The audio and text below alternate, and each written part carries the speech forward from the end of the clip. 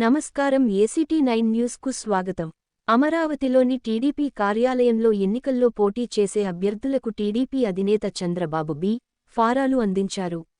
ఈ కార్యక్రమంలో నందమూరి బాలకృష్ణ, నారా లోకేష్, అచ్చెన్నాయుడు, ఇతర నాయకులంతా హాజరయ్యారు.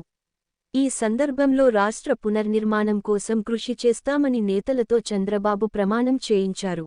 తాజాగా 4 చోట్ల అభ్యర్థుల్ని మార్చగా కొత్తవారు సైతం బీఫారాలు అందుకున్నారు.